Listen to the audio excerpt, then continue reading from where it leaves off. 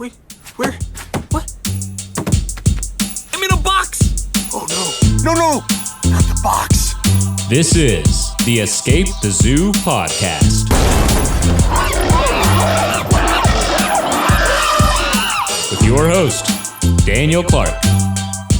Hello and welcome back. This is Daniel Clark here for the Escape the Zoo podcast, where we interview leading wildlife photographers, conservationists, and scientists to learn more about the awe-inspiring species that we share this fascinating planet with.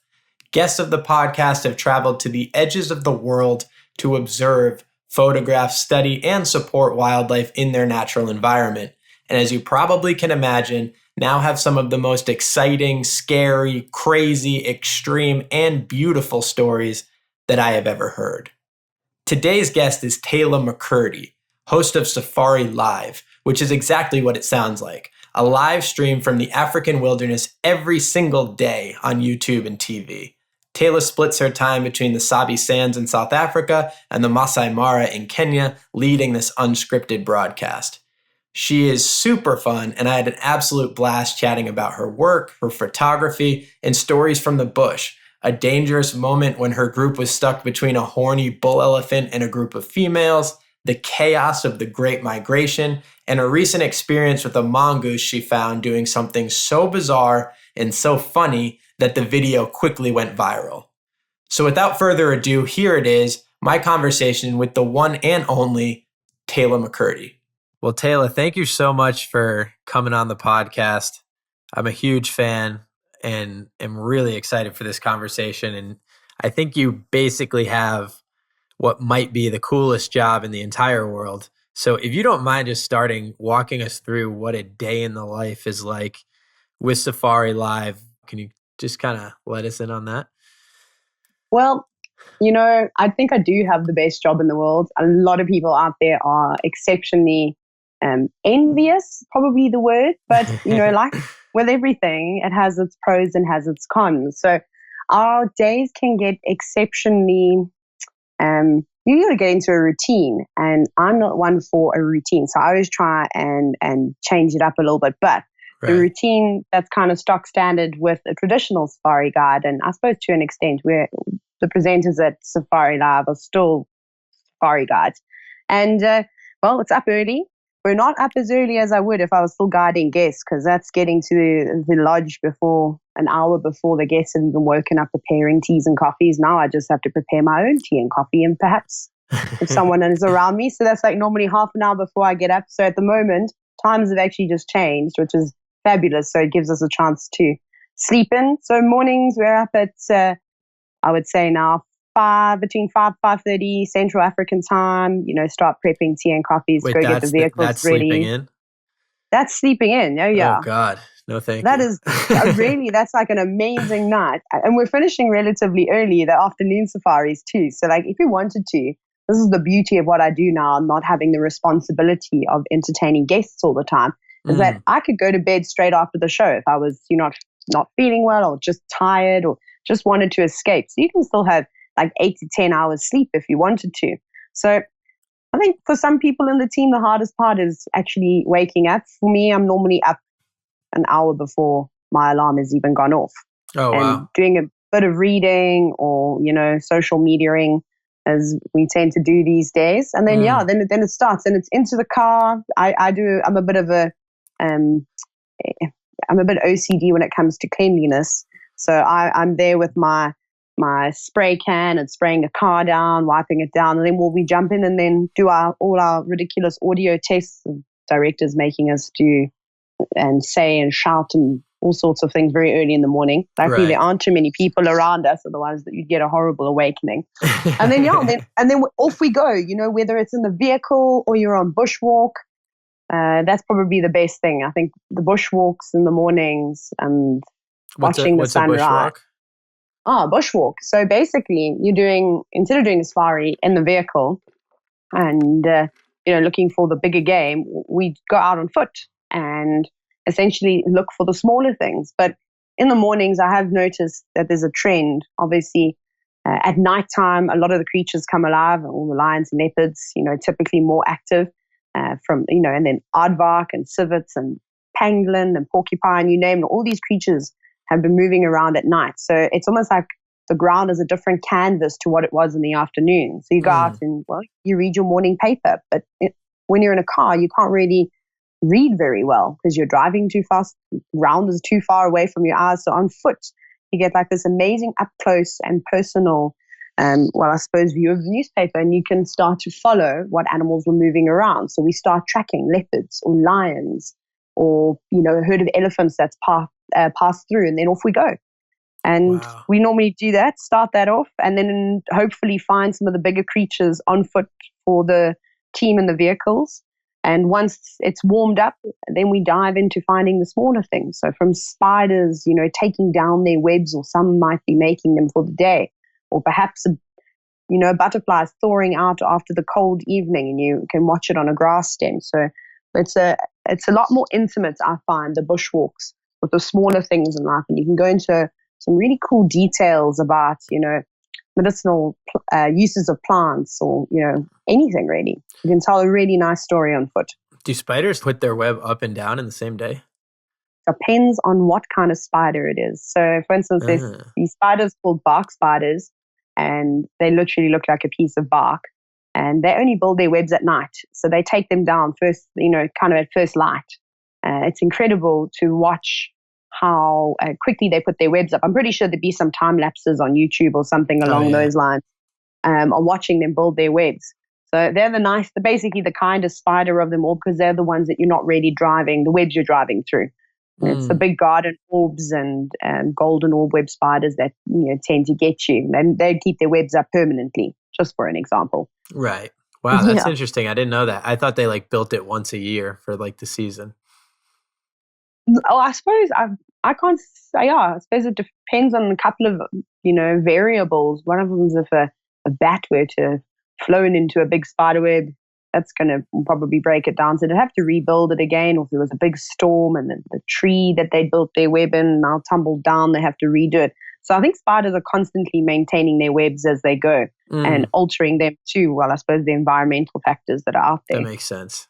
And so for safariLIVE, are you focused in one national park, or is it an expanse of several? Well, it's pretty cool. Obviously, safariLIVE started out at in the Sabi Sands, in northern Sabi Sands on Djuma Private Game Reserve. And we have a variety of other properties that we can traverse on in the Sabi Sand. But our camp, which is commonly known as the DRC, the Djuma Research Center, is based on Djuma. And then a year ago, we expanded into Kenya, to the Masai Mara and the Mara Triangle.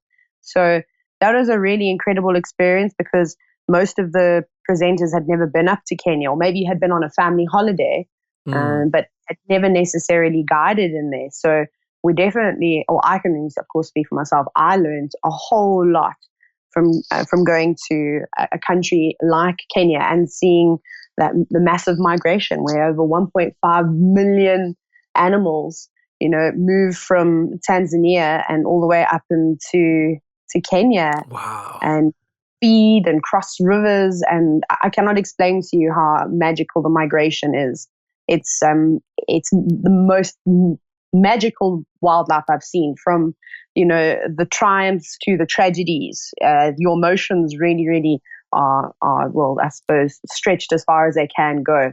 And so like watching That's a wildebeest crazy. dive off of a cliff.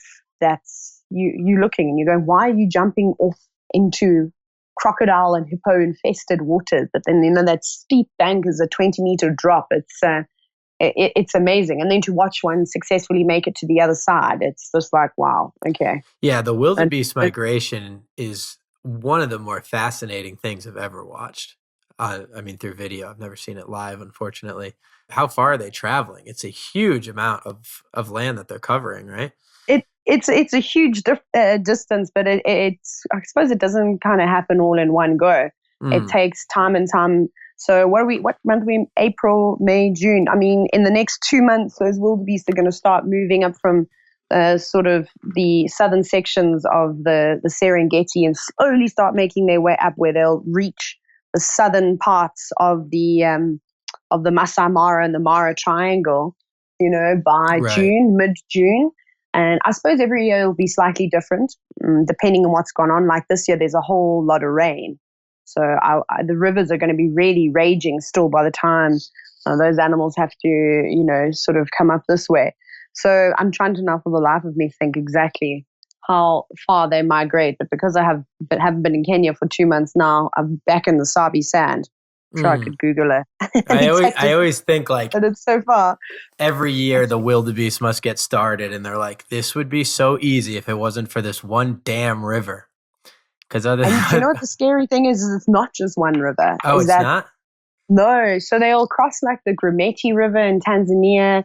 Then they'll cross the Mara River, which is obviously one of the bigger ones. And then there's quite a few sort of smaller rivers down southern Masai Mara that they've got to get through too. And I think that they're definitely going to create some obstacles this year because of all the rain that's still ongoing. So Right. from my understanding, chatting to the locals when I was there at the end of last year, the last time they saw the big rains, which typically happens now around April, was in 2015. And 2016, 2017, they never saw big rains.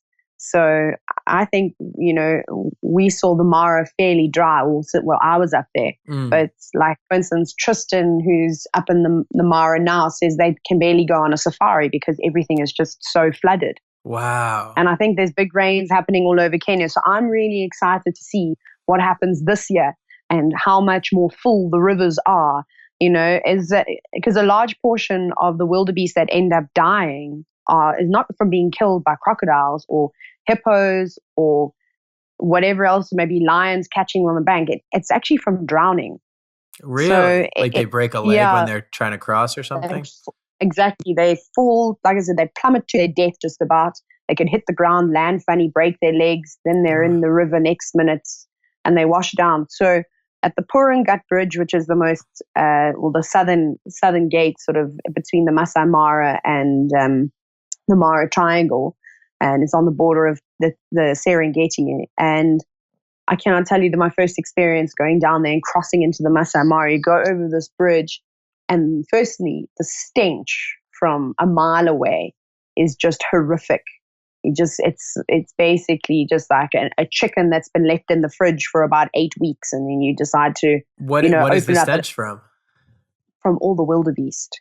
Really? Like, it's unbelievable, but it's not just that's what first hits you, and then you get closer and closer, and you start to see the gathering of vultures, and you sort of think to yourself, what on earth is going on here? You might hear the odd whooping from a hyena.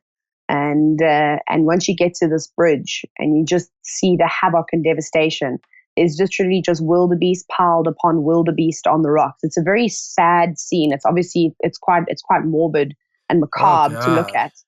But I suppose that's part of the ecosystem, because all those dead wildebeest, they see vultures and lions and hyenas and leopards, crocodiles, all sorts of things will be feeding upon those wildebeest for a very, very long time. Right. Oh, that's so sad though. Yeah. So that's not exactly sort of great. But yeah, watching those wildebeest go, it's a very traumatic life that they've got, especially those wildebeest in that area that are doing that migration. The wildebeest and the Sabi Sand are much happier. They're much easier. I guess so. Is that because the Sabi Sand has a more regular rainfall patterns where they don't have to migrate to the grasses? What is the main difference there? I suppose there's definitely a difference in rainfall patterns if you compare the Masai Mara with the Sabi Sand or the Greater Kruger area, which is about 8.5 million acres or so, just under, that the animals can move around freely. Now, the difference is that we can't traverse on all that space because there's lots of private land in between, but there's necessarily no fences. So, for instance, like from our camp in the northern Sabi Sand, I could go probably about 160 kilometers east, and I would reach the border of Mozambique. Oh, so there's the animals can move wherever they want, but the humans are typically restricted as to where they go. So the animals don't have to do massive migrations like they do in the Mara. Obviously, where there's rain in one area, there might not be rain in that area. And it's typical of animals is they just follow wherever the rain is. And that's the best thing, because if you follow the rain, you're going to get the greenest grass or the greenest leaves. which is the best nutrition in order to survive the many obstacles that there are in wildlife. So the coolest thing is that there, everyone says there's obviously patterns, and we have a summer rainfall or a winter rainfall, depending where you are in South Africa. Up in the Sabi Sands, it's a summer rainfall. So we typically start to see rain from about the end of September. If you're lucky, if you get some early rain. Otherwise, October, November, it normally hits. And then it will continue right through to about March, April. And then it should stop. Then we shouldn't see a drop of rain again until that same time, the following year. But since I've been around, I arrived in a massive drought. It was one of the worst droughts that have ever been seen for 100 years in the Sabi Sand. And I think it was a sort of trait around the whole of Africa, because Kenya was very dry during that stage as well. And, South Africa just in general was a bit of a disaster and was really struggling. So then we got rain. It wasn't enough. And for the last 2 years, we haven't had a proper amount of rain until now, where all of a sudden this rain is fairly late in the year. Like, it should have really stopped, but we're getting big thunderstorms. I believe yesterday they were caught in a big storm around camp, which was amazing because the grass is the tallest I've ever seen it. I've never seen grass, taller than what I am. And I'm 5'7", so I'm not exactly short. Wow. And it's quite limiting, like for instance, where we do bushwalks, where we can even drive because you just can't see. But then a couple of times since 2015, there's been the strangest rainfall where in July, all of a sudden, for like 2 or 3 days, this cold front or something will happen and we'll get rain, which is not normal and unheard of. And I've never seen such tall grass and so many leaves on the trees and flower species. Like, it's really been incredible. And this year around, after the rainy season, like I said, for the past 3 years, it's been pretty dry and we're just scraping through with rainfall. But the animals are not unable to migrate to the west like they normally would have. So what would have happened with the animals in this greater Kruger area is that if there was a shortage of water, which there is because in winter we don't typically get any rain, they would head to the Drakensberg Mountains. But now they can't go west because of the fences we've put up. And then also, there's all there's towns, I suppose, Hoedspruit, Hazyview, Sabi, all the Palabora, all these different places. So, I mean, no one really wants lions and elephants and things, just marching on through their garden, tramping on roses, to get to the Drakensberg Mountain to drink water. Right. So we even inhibited the animals from their natural migration path, which is quite sad. Yeah, that's really sad. It is very sad. And humans then try to rectify it. I mean, they try to put in lots of watering holes in the Kruger. Then obviously these private wilderness areas like the Timbavati through to the Sabi Sand, you name it. They followed in suit, and then they realized how much damage they were actually doing. So now they're doing the complete opposite 20 years later and are trying to remove all of these artificial watering holes. So I suppose like lack of water is a natural thing for the animals, and they adapt fairly well to it when they are left to their own, and they can do these massive migrations with no natural obstacles in their way. But it's still just amazing to see how these animals have adapted. So like, we haven't been seeing any zebra, we haven't been seeing much wildebeest around for the last month or two, but they're slowly starting to come back. And I suppose that's because typically like around February, they go and feed up in the Kruger towards Sotara, where there are these gabbro plains, beautiful tall grass. It's all green and lovely while the grass is still growing and, getting to its optimal nutritional capacity, if you will, before they start feeding on it. So it's almost like the way I like to describe it to viewers to make it sort of easy. It's almost like these animals know how to manage their paddocks. Obviously, they're not paddocks because they're wild animals. If you think of a farmer that's got domestic animals, he doesn't just keep his cattle in one area. He'll have 4 or 5 different areas and he'll rotate them through them so that he gives the ground enough time to recover. And I suppose in a sense, that's what these animals are doing. I mean, a lot of the vegetation isn't even eaten. The reason why it disappears is because it's trampled. So if you go back to the big migration in Kenya, that's what happens there. A lot of the grass is not even eaten. But like down in the Sabi Sand, there's not as many animals in one group. So they do these mini migrations all year round, constantly rotating, following whatever little rain has been around and then eating there. So like now at the moment, there's just wildebeest and zebras coming out of our ears. Well, just before I went on holiday, it was amazing. Zebra around every corner, wildebeest, impala everywhere.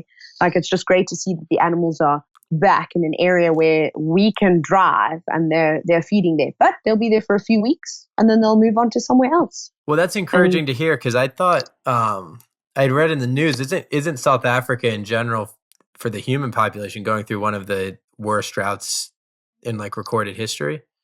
Exactly. And so, for instance, obviously the Western Cape is bad, although I see that they were then flooding. You know, it's one extreme or the other. Right. So these droughts started in about early 2015, maybe even 2014, but we felt the effects of it in 2015 where, it was a countrywide a drought.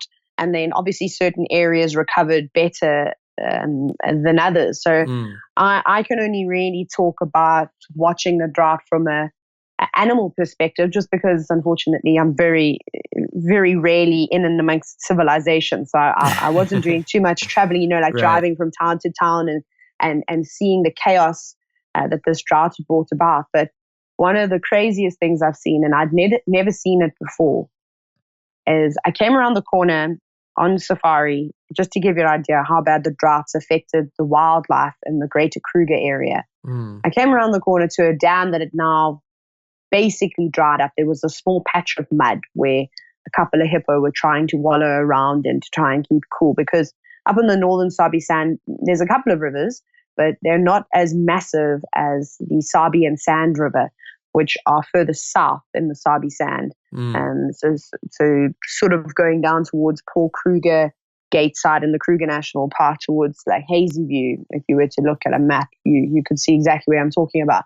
So up in the north, there are some smaller rivers, but majority of them are dry for 90% of the year. And for a couple of days to a few weeks a year, they'll flow, but not particularly deep. I came around this corner hoping to, of course, see the hippos and just get an update on them. And I was shocked. I saw this hippo, it was out of the water. Now, most people know that hippos spend most of their time during the day in the water. But of course, they come out and they graze on the banks if there's grass available, if it's a nice cool day. And then at night, they're more active and doing most of their feeding. Anyways, this poor hippo was so hungry. And a hippo is not a small creature. They're rather plump. And I could count the vertebrae on his back. Oh, God. And he was feeding out of a rhino midden. So when rhinos mark their territories, they make these dung middens where they'll defecate, and it's like an information point, like a personal Facebook page, if you will. You can get all sorts of information. Well, the rhinos can. I can't. Sadly, I wish I could talk to animals. And this poor hippo was eating partially digested rhino dung. That was the only grass that it was able to get. So, like, this is how dire and desperate these animals were. A buffalo can struggle as a pride of lions try to pull it down for an hour, 2 hours. These buffalo were literally, as the lions would grab them, would die of exhaustion almost, and malnutrition, of course. Within 5 minutes, a fully grown buffalo bull that normally would have put up a good fight was just, going, almost saying thank you, I suppose, because it's very, very hard chance to come back from the way that these animals, the sort of condition that they were in, was very, very sad. Yeah, that's dark. So it's quite harsh. So like in winter, we'll see a lot of the animals going down south to the Sabi Sand or heading into Kruger, heading into, where the Crocodile River is or the Biamiti River.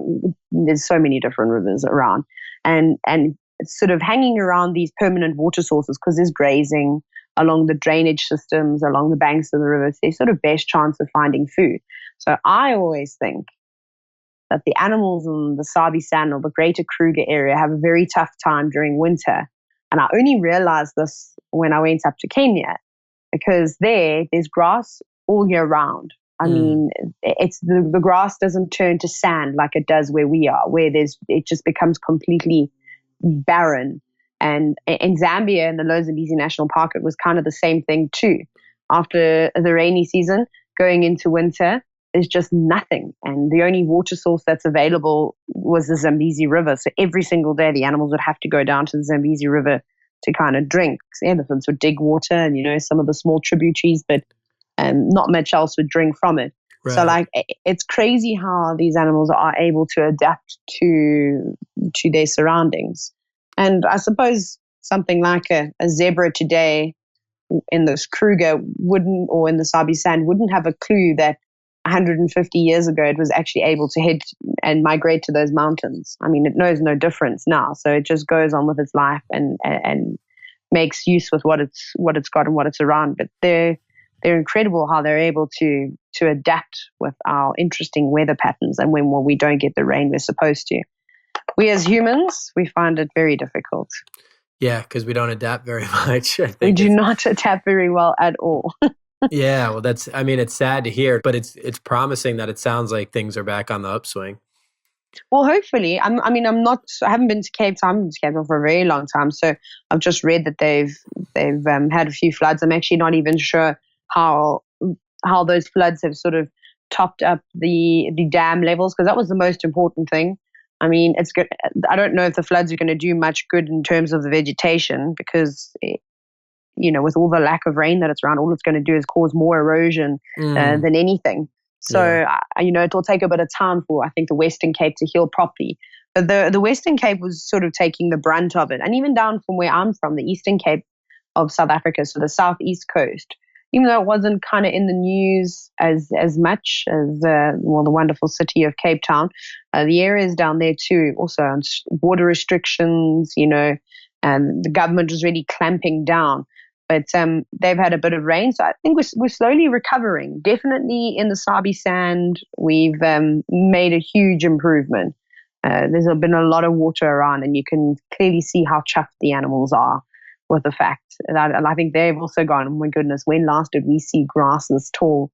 It's pretty amazing to see the transformation, especially when you work in one area for a relatively long time. And to see such incredible changes is really just amazing. And it does give you hope. Yeah, for sure. It is amazing to see how resilient nature can be. And I think a lot of people get caught up in the doom and gloom of things because a lot of times the harm that we've done seems irreversible. And in many ways, it is to a certain degree. But I do think that when the right measures are taken into place for conservation efforts, or even in this case, when there's a huge drought and the rains come again, which obviously are out of our control, it's crazy how quickly nature can kind of bounce back and get to where it should be. So that always is something that leaves me a little bit optimistic. No, I agree 100%. I think, unfortunately, we as humans, we like to stick our fingers not in just one pie, but all the pies, when we should rather just let them cool down for a little bit before, being such busybodies. And we do tend to do that with nature. Everybody is guilty of it. I mean, from feeding birds to planting invasive plant species in your garden because you think they look pretty. I mean, even though they're not necessarily malicious, I don't think a lot of us realize the bigger impacts that doing these kinds of things will eventually have on nature. And I mean, the biggest one that we sort of experience in the bush and working as a safari guide is, why don't you want to help that animal? And it's not that we don't want to help that animal, it's just that there are rules in place for a reason as to, why we can't. So something that I've always had to deal with is, say an animal is injured. Say you see a giraffe with a broken leg, for an example. Everyone says, oh, shame, that's terrible. But you'll see the giraffe standing there with its broken leg feeding, like there's nothing wrong with it. Still trying to eat as much as it can. Might not be with the herd anymore, if it was with the herd. But and people say, well, can't you help it? Can't you call a vet? I don't know what a vet could do for a giraffe with a broken leg. I mean, that would be, that's a big cast it's got to put on. So, Well, and it's all part of the greater ecosystem too, right? Because a lot of the big cats are feeding on the more wounded of those animals. So it's just always easy to focus on what's in front of you because you just don't want to see something sad. But Exactly. Any time that you're stepping in, you're kind of altering the environment that was there in the first place. 100%. So yeah, I can You understand that. definitely are. Yeah, so we kind of have to always take this approach. And, there are something that is quite nice for everybody to sort of know is that we do help when the sort of situation is right. Normally it's not a nice situation, but I mean, they'll step in it. And obviously, when it's a situation that an animal has become injured or unwell because of human interference, so direct interference like a snare because somebody's been out Right. illegally poaching, or an animal has been wounded by a rifle, or a domestic animal has come in with a disease or something and now it poses a threat to the other animals around it, or the big thing is domestic dogs getting in with rabies or canine distemper and wiping out populations of animals like Really? you cannot believe. Yeah, I didn't know it's a that. huge problem, especially in the Greater Kruger area. It's a massive problem. So I mean, like, it's not particularly nice, but a lot of these dogs are either hunting dogs, so they sort of form, not, they're obviously people have trained them to hunt game. So like antelope, for example, not necessarily a rhino, but they've gone in, really just to catch something to feed their families with. But they don't realize the damage that if one of their dogs gets lost and now it hasn't been vaccinated for all sorts of things, now it's going to go and a leopard is going to catch it.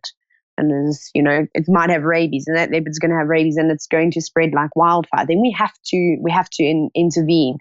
And then, of course, there's always special cases where people will intervene for anything to do with a rhino, as well. Humans are directly responsible for the decline in their population. So Right. if you can help one rhino out, it might do them good. But again, when you put an animal under anesthetic of any kind, the chance of it waking up is not so great. They don't react very well. They're very sensitive animals. Some animals are more sensitive than others. But then we go back to animals being resilient. For instance, I've watched a giraffe, and this giraffe I'm actually speaking of was in a small reserve down in the Eastern Cape of South Africa. It lived.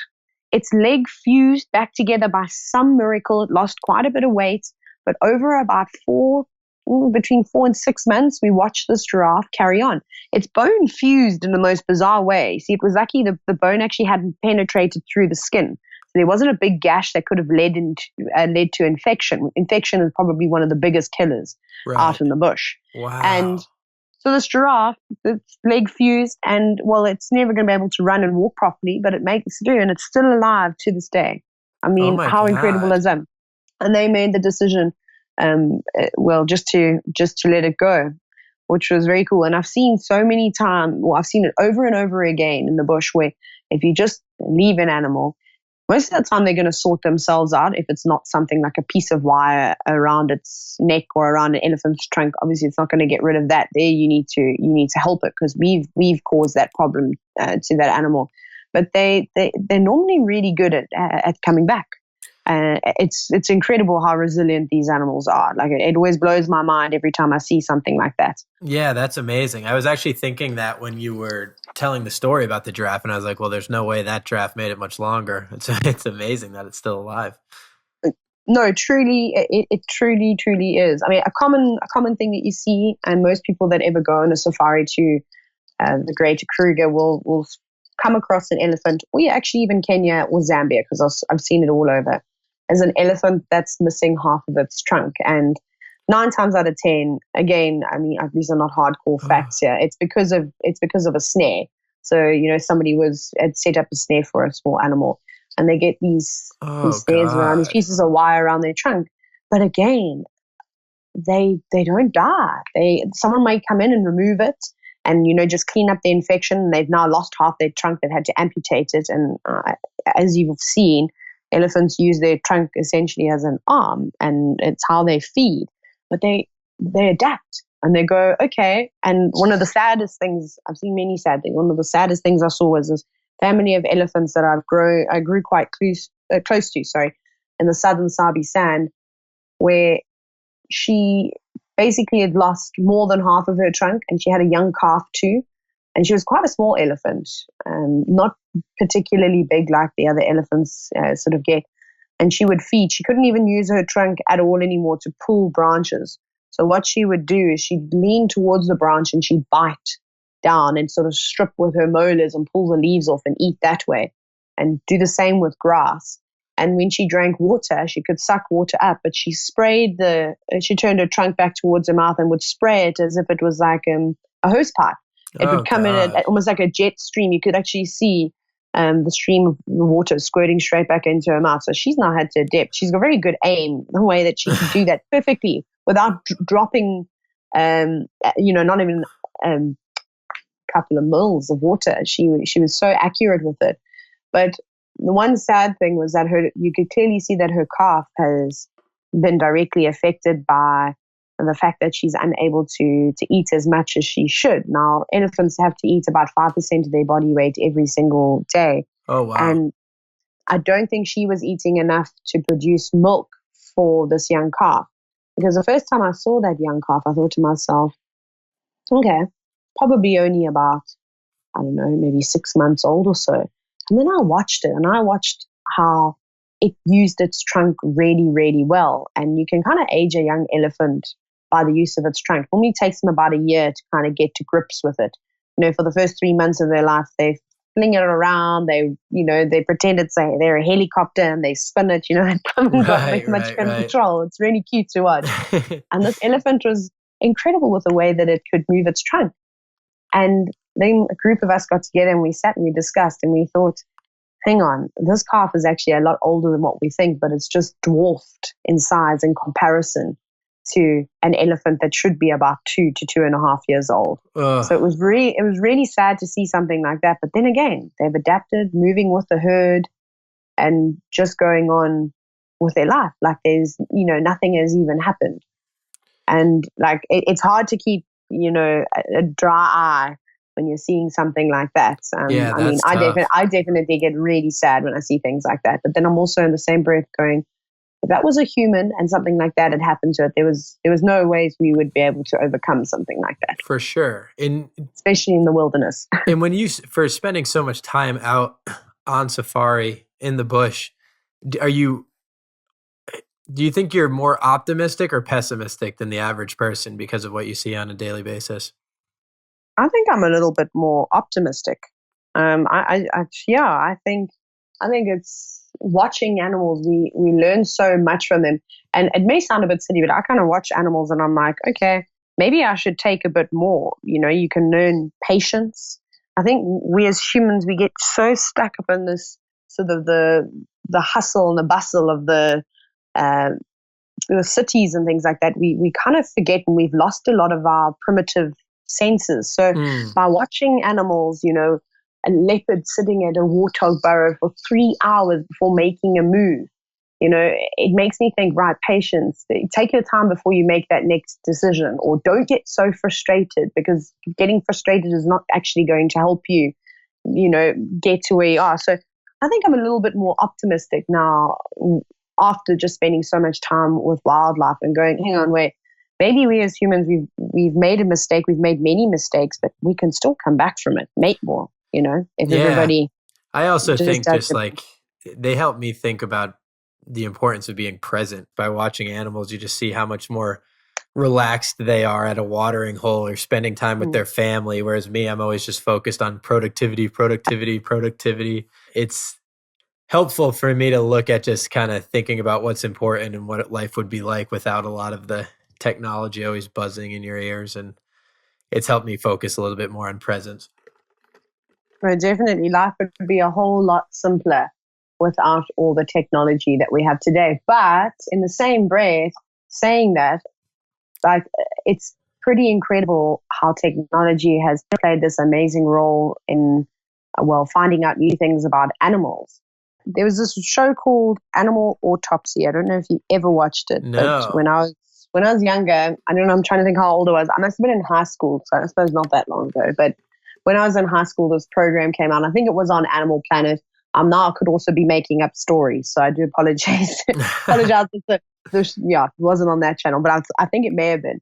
And I found it particularly fascinating. Basically, they would take these animals. A lot of them were from zoos that had passed on, and then they would do autopsies on them. So, we were finding out how long an elephant's intestine was, or how many bones or in whatever animal's body. Right. Excuse me, sorry. And this is the time of the night where I now start sneezing. It's my favorite. And they did this basically in all the books. They talk about how I've read a number of different things about how giraffe communicate. For example, that they whistle. And I was like, okay, I've pretty much seen giraffe my whole life. I've never heard a giraffe whistle back. That's not to say that they don't do that. Right. Okay, so I read that and I was like, okay, I don't know if I maybe agree with that. Then I was like hearing about a giraffe snorting, and I was like, okay, cool. I've heard giraffe snort, but I was like, I don't think that's how they're communicating with one another. I feel like that's maybe when they get a fright or they pick up, they're a little bit fearful of something, then perhaps they'll make that snorting noise. But otherwise, they're fairly quiet animals. And anyways, the show basically dissected the giraffe, and they opened up the voice box, and they saw that they were very undeveloped vocal cords. So they're obviously quite restricted to the way that they made sound. So one of the things that we would do is we'd talk about how they must communicate via body language. They're such tall creatures, and a classic thing to see is a giraffe staring off into the distance. But you sort of think to yourself, what on earth are they looking at? Then you'll get your binoculars out and you'll scan the horizon, and you'll kind of think, what are they looking at now? There's nothing. You'll have a second go. And there you'll see there's some giraffe hidden away in the trees, but they're also looking back at that other giraffe. What they're saying to one another, I have no idea. Wow. But they discovered it at a zoo. I think it may have been the San Diego Zoo, if I'm not mistaken. And basically they discovered that giraffe hum. And that's how they're communicating. It's basically a very, very, very low frequency hum that it's particularly difficult for humans to pick up. And that's how they're talking to one another, which I thought was pretty spectacular. But that's only a recent discovery, like in the last 2 years. So a lot of the sort of theories, because I suppose that's what they are. Anybody that writes anything about an animal in a book, it's just a theory. It's an observation. They've seen it. They've seen a zebra eat grass 90% of the time, or in that area, maybe they've seen them only eating grass, but then someone somewhere else has seen them in winter months feeding on leaves because there's nothing else to eat. So like a lot of the things we say about animals is actually area specific. And again, due to various environmental factors, which always plays a part in what an animal has to do. But like to see all these different things, these myths and theories being put to rest because technology is helping us figure them out, I suppose it's not all such a bad thing. So I'm just really excited to see what else we're going to find out in the next 10 years, especially with the way and the rapid rate at which technology is advancing. It's really quite exciting. I was just going to talk a little bit about what you were saying about animals being so area specific. It always boggles my mind the sophistication to which different animals in different parts of the world can just be totally different within the same species. I mean, the example I always use is the orca whales, who have completely different dialects depending on where in the world they are. I just think that's so interesting. Is that something you notice in the Masai Mara versus the Sabi Sands? Do you find a big difference in behavior of the animals besides the migration piece? So I just missed most of what you said, but then you did the summary there. So yes, behavior differences between the Sabi Sands, between Zambia, between the Eastern Cape, where I first started guiding, to the Masai Mara. All four of those areas are completely different. Oh wow! It was really, really amazing. For instance, I mean this might sound so silly, but I never. Maybe I was just ignorant. I don't know, but I never knew that lionesses marked and defended territories, not vocally, because I know that they will roar, but I never knew that they were actively scent marking, because up until my time spent in Kenya, I've never ever seen a lioness scent mark. I've never seen her spray urine. I've never seen her rub her face up or rub their faces up against trees, because they've got glands in their sides of their cheeks. So when your cat walks past you, if you have a cat and it rubs its face against your leg, And you're like, oh, sweet, it loves me. Actually, it's just going, haha, you're mine, you know? Really? So, Oh, I never knew that. Cats. So Cats are yeah, crazy. cats, exactly. So they do that because they're just making sure all the other cats know around here, that basically you're theirs, you're part, you live in their domain. And in the Masai Mara, I promise you, I think my cameraman must have thought that I'd lost the plot officially. And because I think that thought crosses people's minds often. But anyways, we'll get into that later. Right. And I saw this pride of lions walking down one of the roads one evening. And the next minute, they'd started roaring. And I was like, oh, this is cool. It's nice to hear a whole pride of lions roaring again. It had been some time. And then she urinated down on the ground. And I was like, okay. And then she sort of scraped with her feet. And I went, interesting. And I thought, oh, must just be a coincidence. She then did it 6 more times. And I was like, oh, wow. Not a coincidence. I was like, she's obviously marking this pathway. And it was actually in an area where I'd seen a number of different prides moving around there before.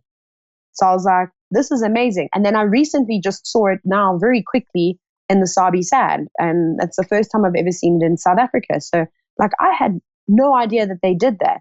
And I suppose it just depends on a number of different things, lion density, and how many prides are within the area that the females maybe need to be a little bit more active and patrolling their core territories, because they'll typically have more of a home range than anything. They'll have a core territory that they tend to hang around on, but there is space in a pride of lions to sort of move out of their comfort zone in case the food moves away, Right. And territories do, of course, overlap to an extent. So I was just amazed to see how many female lions actively went on like a territorial patrol, kind of like how the big males would.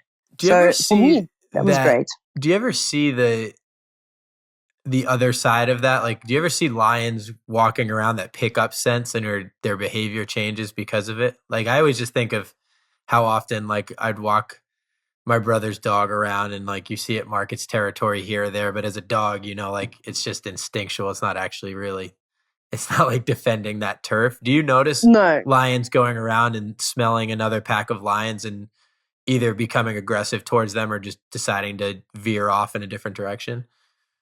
Definitely. I've seen that with mainly lions and leopards. And, cool. And I've seen that like pretty much in all the places that I've worked in. So for instance, obviously both lions and leopards will call territorially. So leopards saw both male and female saw lions, both male and females will roar. And we'll talk about lions because I suppose it's a little bit easier.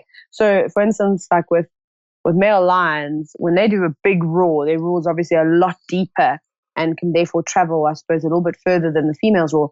You can hear their roar from like 8 kilometers away. I'm trying to do the conversion now. So it's like maybe just under 4 miles. Crazy. Probably maybe 3.6 miles away. You can hear a lion's roar, audible to a human. Absolutely crazy. Yeah, it's very far. It's ridiculously far how a lion's roar can travel. So when there was a territorial takeover in the southern Sabi Sands, the four-ways males, which was a coalition of 2 male lions, had been in the area for some time. And there's these 2 youngsters known as the Charleston males started coming in. And this is just one of like many, many examples. And it always starts off as a vocal dispute, as a shouting match, essentially, before one of them gets, brave enough to start encroaching. So obviously the resident boys would start doing their big calls, and then there might be some other males. And for example, the Charleston males were on the outskirts going, hey, who are they? And they were at the point where they were trying to establish themselves. They'd been nomadic for the last couple of years, but now they're big and strong enough to potentially take over a pride.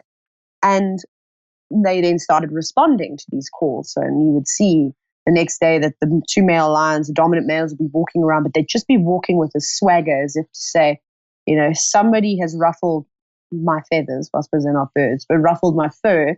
And we're going to sort them out. So they start going. You'll see them start moving around a lot more, maybe not sitting down and relaxing as much and spending as much time with a pride.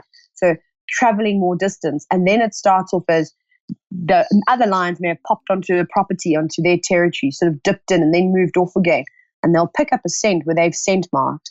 And I promise you can see that behavior change immediately.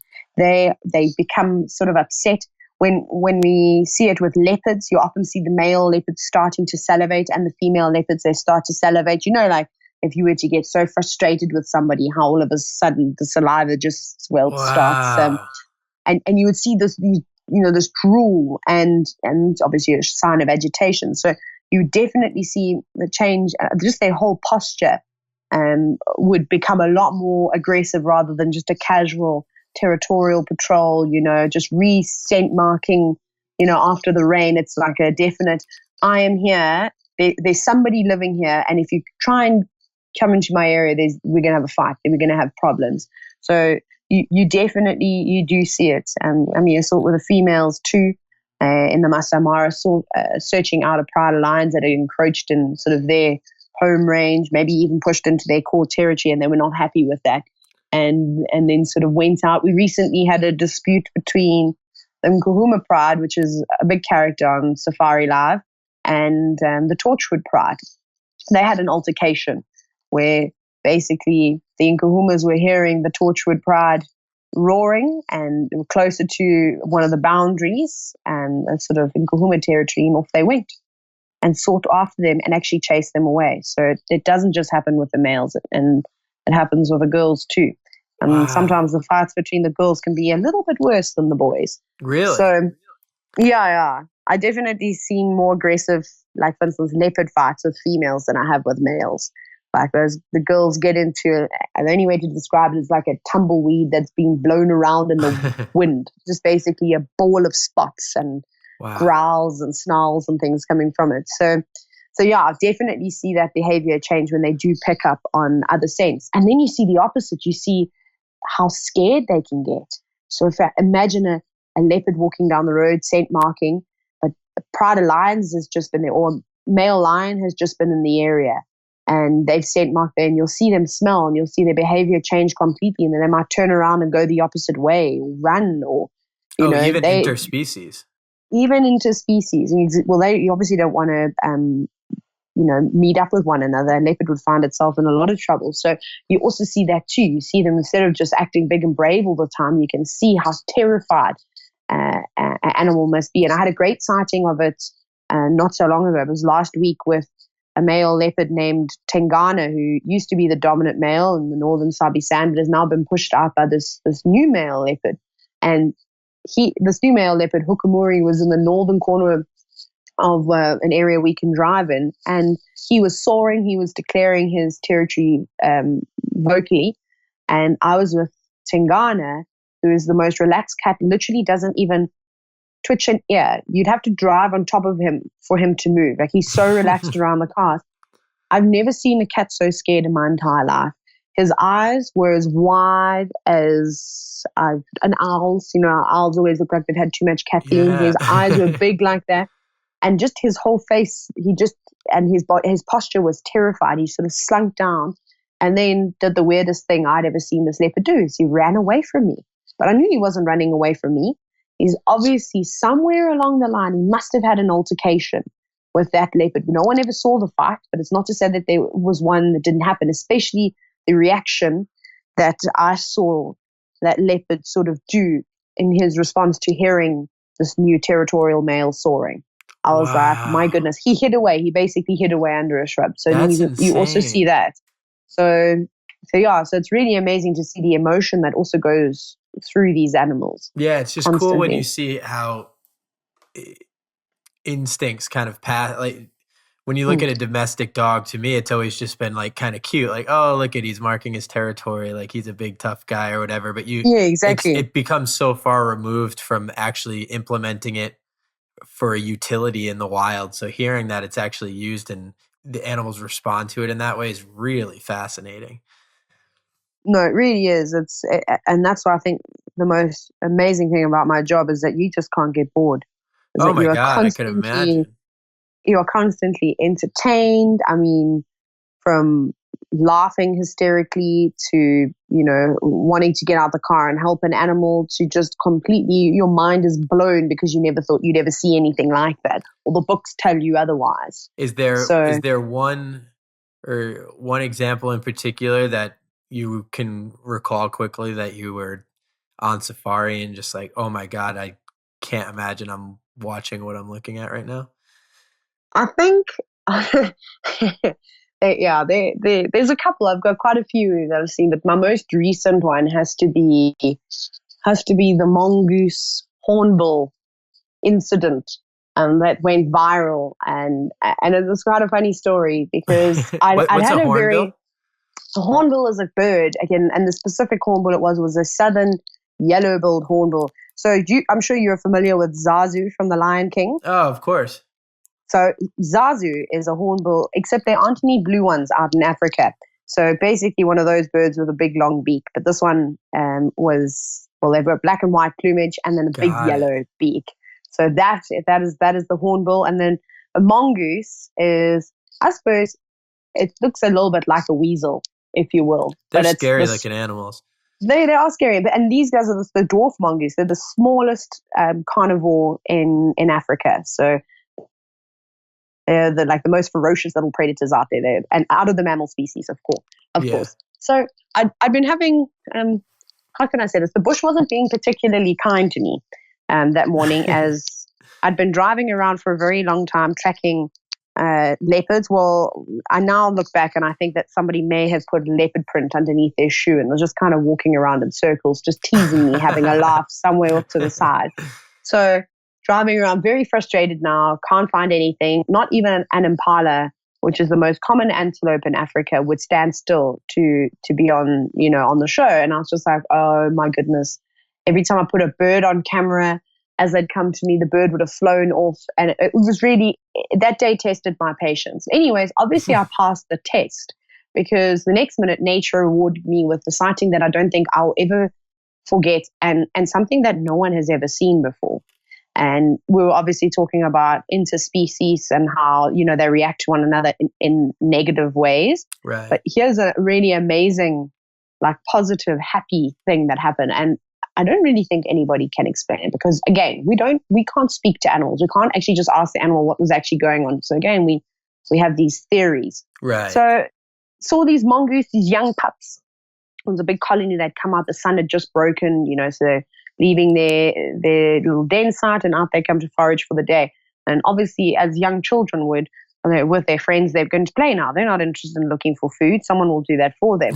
So there were these 3 little mongoose pups. I have no idea how old they were, bounding about in the road. And I was so thankful. I was like, oh, amazing. Yay. Playing animals. Something for me to talk about. I don't have to tell nonsense stories anymore. Right. So they're wrestling. And it was quite that alone was pretty spectacular because the way that they were wrestling, they're throwing one another down on the ground. And of course, all this play is very important for their development, I suppose, defending themselves from other animals to taking down their prey. Right. So they're having a wrestling match.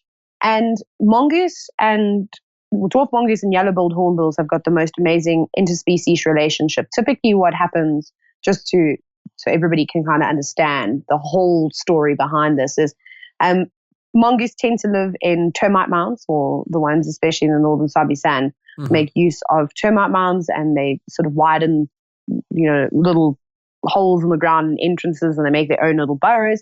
But they come out during the morning. Now, it's very dangerous.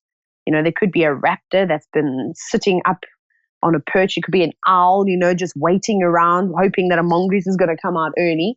So the yellow-billed hornbills and the mongoose have formed this relationship where the hornbills often sit outside and above in trees of where the mongoose had been resting for the evening. And we'll basically give them the go-ahead that it's safe outside, that there's no predatory birds, there's no snake, there's no nothing.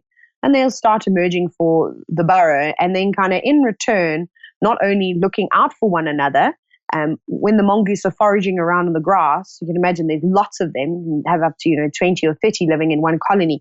The odd grasshopper may leap away from a mongoose and then a hornbill can grab it. So they kind of, feeding off one another. So for safety, but then also for feeding habits.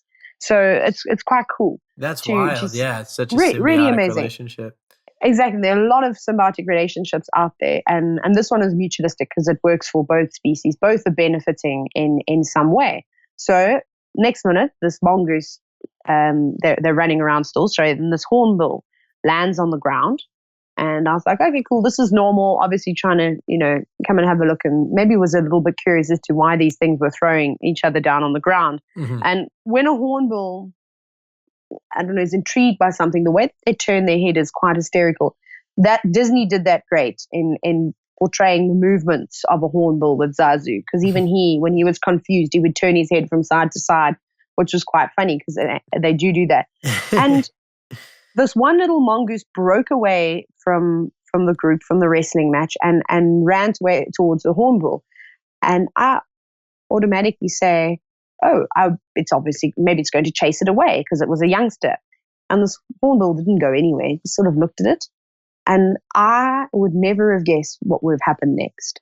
But this little mongoose looked at this hornbill and then fell straight on its back, as if it was frozen or struck by lightning, and became completely stiff, legs in the air and laying on its back. Now, mongoose, and a lot of other animals, reptiles do it a lot too. They do something called death feigning, thanatosis, apparent death. Possums do it, playing possum, where they'll pretend, that they've died in order to hope that the predator would lose interest in them and not worry about them. But now we obviously know that hornbills don't have that kind of relationship with a mongoose. They're not going to eat a mongoose. Well, they shouldn't. But again, there's always that one that breaks the rule. Right. But so this happened. So I thought, okay. So I started laughing because it was hysterical. It then got up and did it again. And it did it quite a few more times. It would get up, look at the hornbill, and then fall to the floor. So whether it was trying to invite this hornbill to play with it, I don't know. Whether it was practicing something that it had seen another mongoose do, death feigning, I have no idea. But it was just the most bizarre sighting. That is and then so eventually, interesting. Yeah, the young little pup got up and then chased the hornbill away, which was quite funny. It came back again. But I honestly could not believe my eyes. I just thought, this is hilarious. Did the hornbill, was he getting annoyed or was he confused? No, do you know? He looked confused, as if to say, what are you doing? Like, I'm not going to eat you. I don't understand why you're doing that, So he looked very puzzled, or she, and that little mongoose, I don't really know if it knew what it was doing either, and it was having a bit of fun. So that's another thing that nature teaches me, is to not take life so seriously all the time. And it's okay to have a little laugh, and it's okay to do things that people wouldn't necessarily expect you to do. Yeah, or that have no inherent value, but just for the sake of being fun. Exactly. So I tend to take that outlook when I go out on safari. Obviously, we've been talking about some hectic conservation things, but otherwise, I'm pretty like, I try and always look for the funny side in things that nature presents us with. And I don't know why, I'm quite lucky. These kinds of things tend to follow me around, but that is by far the most hysterical thing I've ever seen. And again, no one has ever seen that happen before, which was so spectacular. So, now that everybody's seen something like this, hopefully the next safari guide that goes out and watches a colony of mongoose will maybe look out for some behavior like this to see if there's any more interspecies interaction, Yeah. I don't know what that young mongoose pup wanted to get out of that situation. I don't know if it was. I have no idea, and I don't think anybody can honestly know. So now we're looking. You might find out sooner than later. Well, exactly. Whether I'll see something like that again, though, I doubt it. I think I was very lucky, and I think that was a very special sighting. But I love things like that too, because a lot of times, especially when you're so heavily invested in wildlife and the protection of species and appreciating these species, there's always this natural urge to, when you see how many of them are struggling, there's always this natural urge to try and proclaim that and want to get out on the perch and just try and disseminate the message that we need to help these species. But a lot of it is getting people to appreciate species on top of that. So it's hard to get people to care about things that they don't appreciate. And I think things like that, where they're not just anything that kind of humanizes animals, I think resonates really well with people, that they're not strictly something that needs help for the sake of needing help, and they're not strictly things that lie around in the ground or like hang out and look for food. But like that's a pure example of a mongoose. Who knows exactly what it's doing, but it looks like it's just having fun and goofing Exactly. around and enjoying life in the same way that we enjoy life. And I think sharing stories like that is what really gets people to empathize with wildlife and then eventually want to care for them. So there's a word for that, and it's anthropomorph. I don't know, tongue twister tonight. Anthropomorphizing, and Right. basically, it's something that we as guides are taught to not do. Which, in my personal opinion, I disagree with, because, like you've just said, the quickest way to get somebody to really care about something that they don't really know much about, and if it's not a lion, a leopard, or an elephant, or a well-known animal, is to try and relate it back to something that they may have experienced. And I tend to do that, and I've definitely noticed that in the last few years, that whole game has changed. And you are always going to get guides that are going to be very strict about how they do things, how they say things, to not turn it around and go, oh, look, that elephant's so sweet. It's like two toddlers, playing. I do it often. Yeah. What is the thought process for not wanting to do that? I mean, I understand like you should appreciate them besides relating them to yourself, but if it helps like the common person connect, I think that's a really helpful thing. Well, you see, again, and this is just my opinion. Everybody else has got their opinions. I'm pretty sure there'll be 1,000 people that don't agree with me, but we're all entitled to our own opinion. This, like I said, the style of guiding these days is changing a lot. What we essentially are doing is people that are able to come out on a safari are most of the time fairly wealthy or have been saving for a very, very long time to come out to Africa or to go to Sri Lanka to do a safari anywhere in the world. They're not the cheapest, most affordable holiday destination. No, definitely not. So guiding was always, and it's a very professional industry. It's obviously more professional now than what it used to be, but it was very serious. It was very fact of matter. Animals do this and then they don't do this. And like I've said, obviously animals don't read the books that we do, and we write about them. So they just do what they want whenever they want, when they need to, in order to survive. And so that sort of thinking is also changing now. Back then, when something was written in a book, it was true. That animal would never do anything else other than what was written. Right. And as obviously people are gaining more and more experience, you're not just limited to working in one area. You can go and guide in many different places these days. That opportunity is definitely more available than it was maybe 20 years ago. So I think people are starting to realize that if you want to be a safari guide, you've kind of got to be a little bit of an entertainer. You've got to find ways to keep your guests intrigued. And I found it particularly easy to guide because, like I said, I found the fun side of things. And I always just remember that people are actually here on holiday and they want to enjoy themselves. If I took a group of maybe zoologists out on a safari, the way I would explain things would be very different to how I would do a safari with guests, with people who have no university grade or college grade knowledge. I try and always make it a little bit simpler.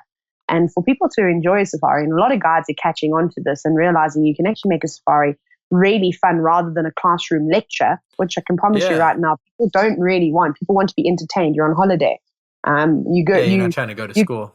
You're not trying to go to school. That's why we have holidays, So I think in that way, this, sort of relating things back to humans and experiences that you may have is, I think it's kind of helping for guiding. Especially for animals that are really hard to, I mean, you look at an elephant or a big cat and they're living in families. It's very easy to humanize them. Whereas for me, like the more and more I've learned about birds and other creatures that are harder to do that, the more and more you realize that when you learn more, you can actually humanize them more.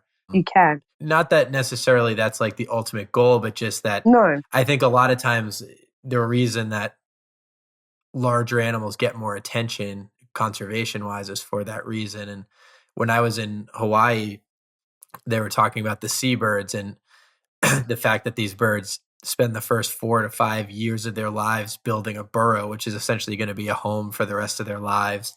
Then they meet a mate that they stay with for their entire lives. They're monogamous, and then they have one egg per year. And then once that egg hatches, it stays inside their home that they've built for so long. And the mother will do a daily route trying to find fish to feed the chick, while the father will go on a 7-day journey all the way up to Alaska trying to find food. And once he comes back, he feeds the chick, and then they switch roles, and the dad will do the day journey, and then the mom will go and do a 7-day trek, all to feed their child. And they come in at dusk and find their burrow, which is, who knows how the hell they know which burrow is theirs amongst all of these. And it's just, I mean, it's mind boggling how beautiful of an experience it is for that family. Whereas if I didn't know that, I would just look at it and be like, oh, it kind of looks like a seagull. You know what I mean? And it just, Exactly. And I think once you learn more about their story and empathize with it, it helps you care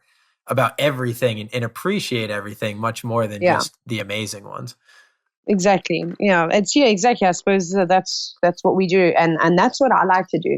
So the point that I was trying to make is that it's not always a bad thing to relate back and to relate things to humans. It makes it easier for people to understand. It really does. Yeah. I think and something I love about your work too is you had mentioned, which is so true, that safari by and large has really been something that's been reserved for a wealthier class, or people who are so obsessed with it that they save for a lot of their life, which is what's so amazing about safariLIVE. I mean, you're now enabling anybody with an internet connection to go on safari 24 hours a day, which is just so cool. Can you talk a little bit about the work that you guys are doing, what the goal or the mission is, and where you want to take safariLIVE?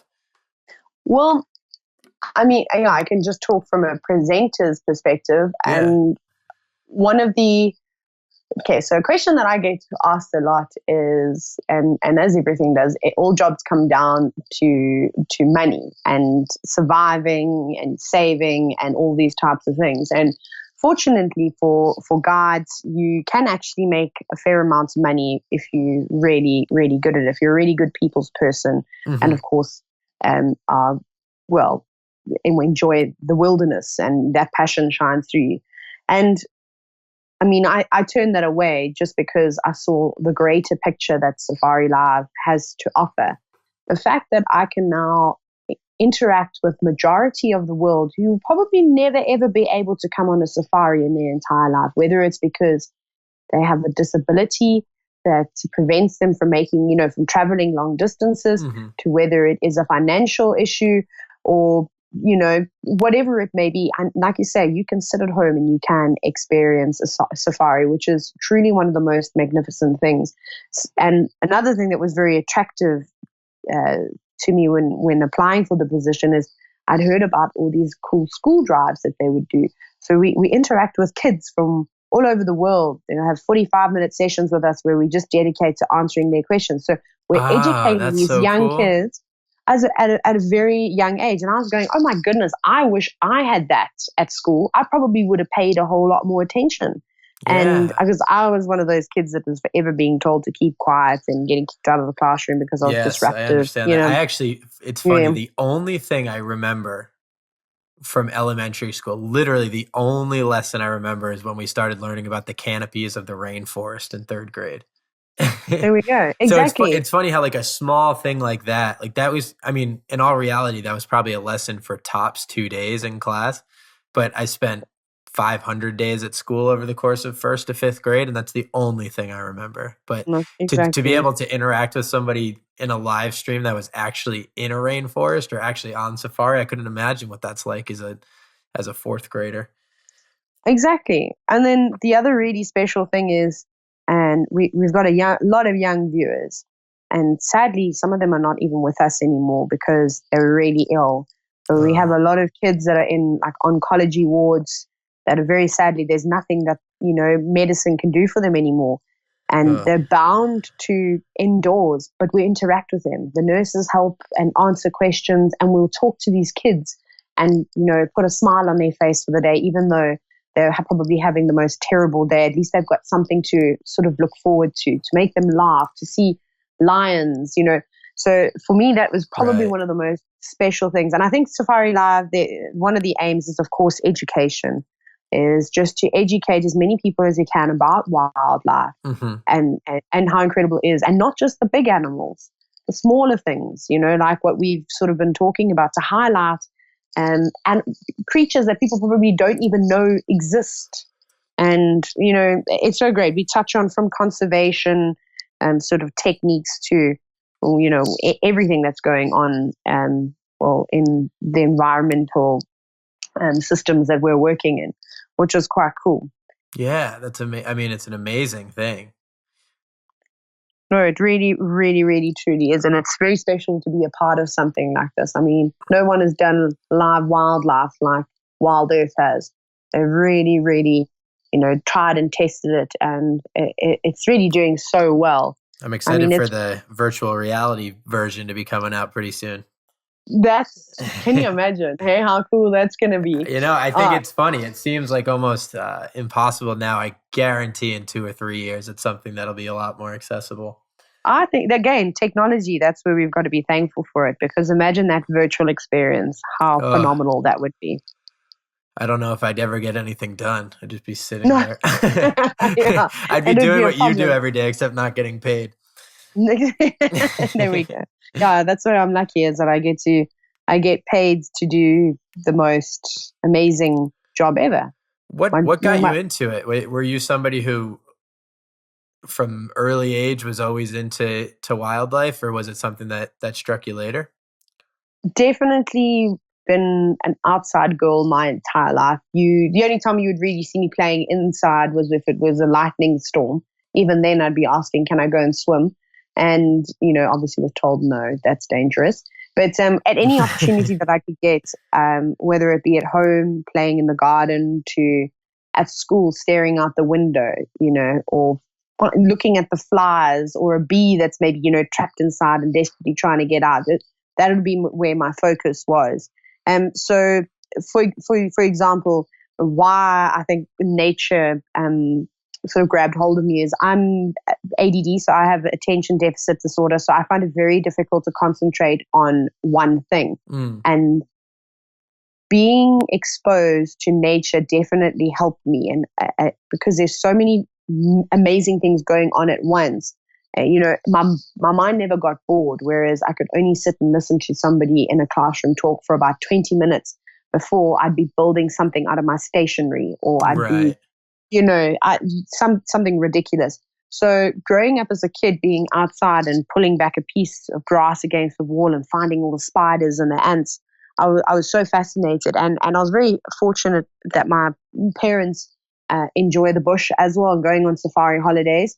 So my brother and I were able to go on safaris on a regular basis, a few times a year.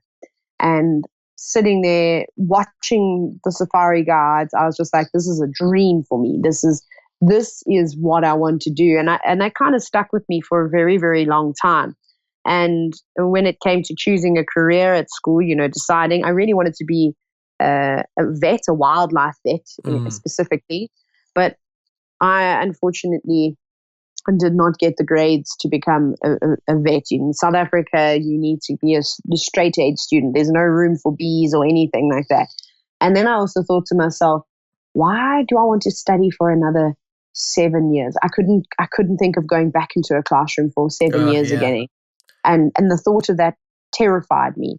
So yeah, I just decided after school, I was like, right, I'm going to go and give it a bash. This is what I want to do. And I was lucky. I've grown up around horses my whole life. So I was always outside. I was always doing something outside. Right. And I cannot tell you how being outdoors was the most amazing thing I'm not going to say ADD is a disability. I definitely don't think it's a disability, but for me, I think it's a real thing, because I see myself, like, I can't focus on one thing. Like, for instance, today I started to put my computer charger into the wall to charge my computer, but then my phone rang. So I tried to answer that. And then I remembered that I was that I was supposed to be packing a bag.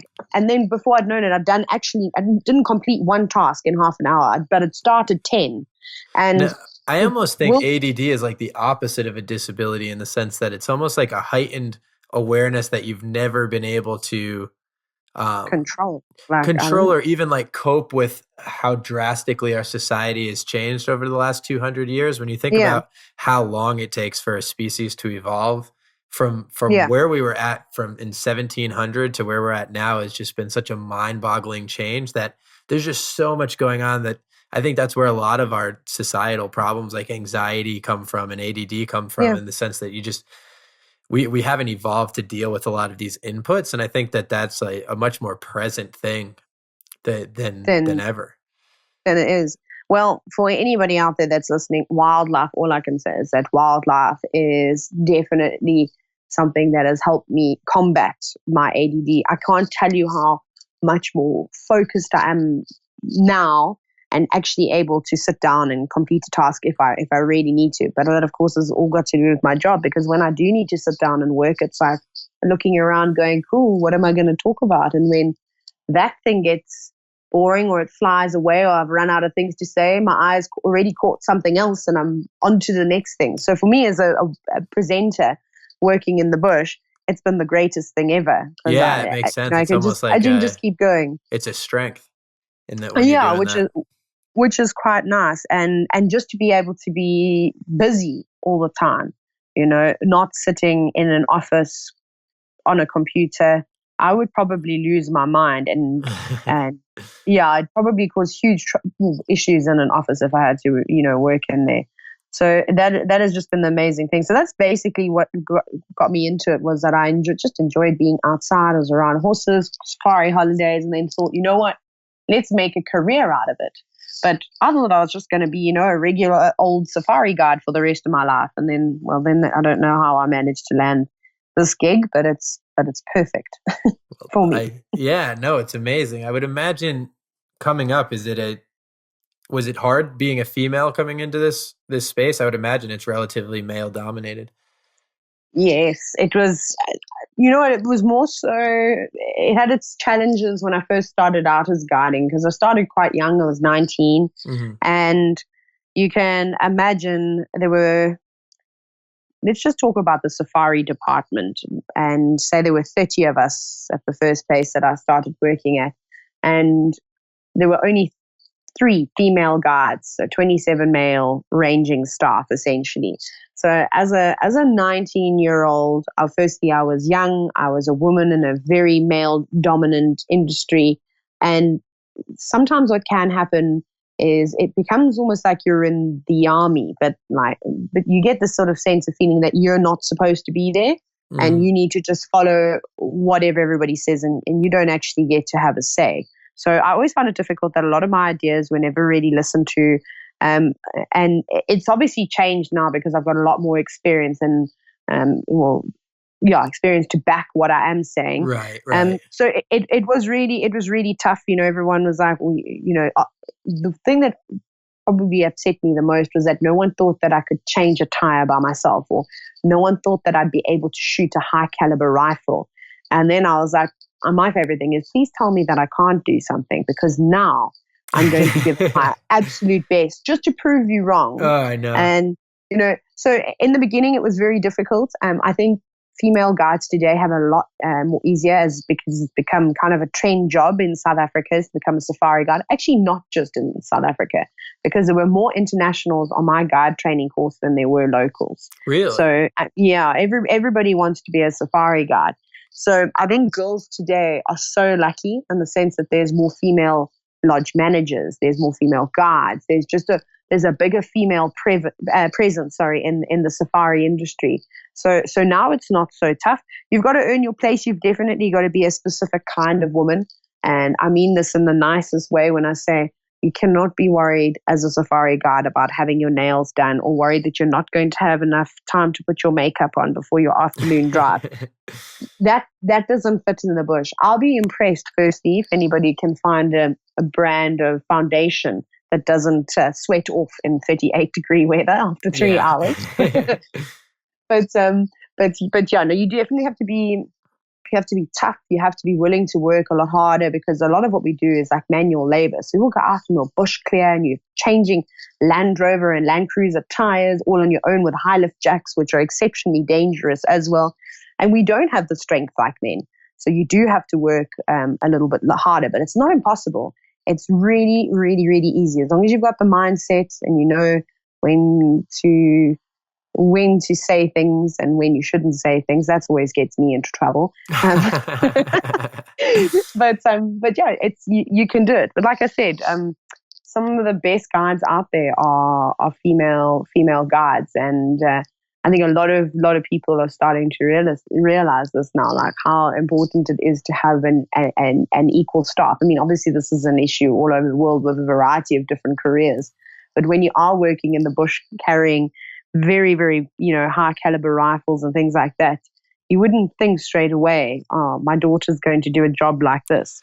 But I think that's why I really was interested in the topic, is I think it's encouraging. Obviously, it's an issue all around the world, but it's very easy to make arguments that are on a strictly intellectual basis. Obviously, there should be equality in what's going on, but with your work, I'm sure there's a little bit more of a bias towards people saying, oh, well, there's a lot of physical labor involved and all of this stuff. But I mean, screw it. Like if you want to do it, you can do it. You can do it. Well, there we go. There's so many guides, female guides today who have made it. Like I said, and are some of the top guides in the country, if not in Africa. And they, I mean, we've all got our stories of things that we've, challenges that we found particularly hard to get through, but you do tend to get through them. So I suppose, even for me, I can't imagine the challenges that a female guide had to go through 15 years ago. I mean, I've only been in the industry for 7 years. Already they've started paving the way, and it's only just going to get easier and easier. Right. And now I don't think it's particularly hard at all. I think the mindset has definitely changed, which is really nice and really cool to see that we can, and in fact, do this wilderness job very, very well. So, yeah. Speaking of doing things very, very well, I've noticed that we've talked pretty much strictly about guiding on this conversation, but your photography is amazing as well. I mean, on Instagram, especially, is that something that was kind of born through the guiding? Is that something you've always had a passion for? And not to add another question to it, but is that something that you're really trying to pursue actively, like as something going forward? Now, this is an interesting one. So I've never had a photographic lesson in my entire life. Really? I've always, no, never. Jeez. I've always been really interested in wildlife and taking pictures of things just in general. I honestly, I started off taking like pictures on my phone, and I particularly enjoyed the macro side of things because I thought that's really cool because you can get some really epic shots on your phone. And so that's all I would do is I'd take the odd picture here and there, and then eventually was given a camera as a gift, and like a very very basic entry level camera to learn on. Do you know that I still have the same body that I first got to this day? I have not changed it, and and I've got a decent lens now, and I just sort of started clicking away and practicing and trying new things. And I'd guide, eventually we'd have these big groups of proper photographic guests coming through, and they'd bring their private photographic guide, and then they'd give you the odd hint here and there, or you were taking notes as they were talking. But I never physically sat down and had, a 3-hour tutorial or anything like that. So I love it. I just do wildlife photography as a hobby, though. I can't claim to be a professional wildlife photographer. I definitely am not. I feel like that's coming sooner than later, though. Some of those photos are crazy. But it's, I just think it's also silly to do what I do and to not take pictures or videos or anything like that. So for me, it really is just a hobby. I mean, I think at some point I'll look at upgrading my equipment, but it's not something, I don't even have a website to sell my photos. Right. I'm not that big into it. But I love it. I do. It keeps me entertained. But I mean, I can photograph anything. I'm not particularly good at taking pictures of people, but I love photographing animals and wildlife and plants and insects, especially frogs are my absolute favorite. So all these crazy things. Just trying to, I suppose it's a way for people to get my perspective and my outlook in one image. But it's hard. Photography is hard. I mean, I look at some of these professional guys and I go, I don't understand how you captured the emotion in that picture. And I think that's the most difficult thing. Yeah, some of those guys are just absolutely astonishing how good at taking photos they are. Yeah, I don't know how they do it. I mean, I think a lot of the time, I've heard many photographers say your photography is only as good as your editing work. And I agree, because that's fine art. Editing an image on, say, Photoshop or something like that, rather than just doing minor changes on Lightroom, like the contrast or the sharpening and things like that, that's a whole nother ball game. Oh, yeah. Those guys, I mean, they're like 3 or 4 hours working on one image to make it just perfect. And that's incredible. I couldn't do that, firstly, because I don't have the patience to sit for so long and try and figure it out. But also, I try and just leave my images as sort of true as how I captured them. So that's why I say I'm not a professional photographer.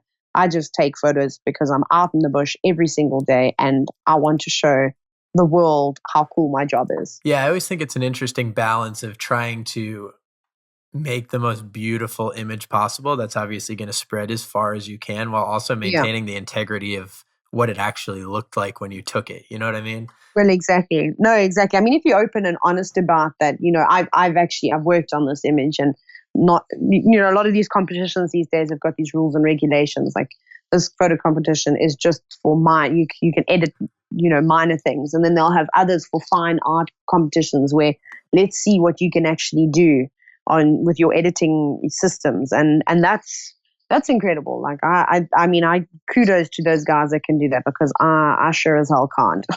And I've tried once or twice, but have made the image look worse than it was before. So I suppose there's two different aspects, and some guys are just great at it both.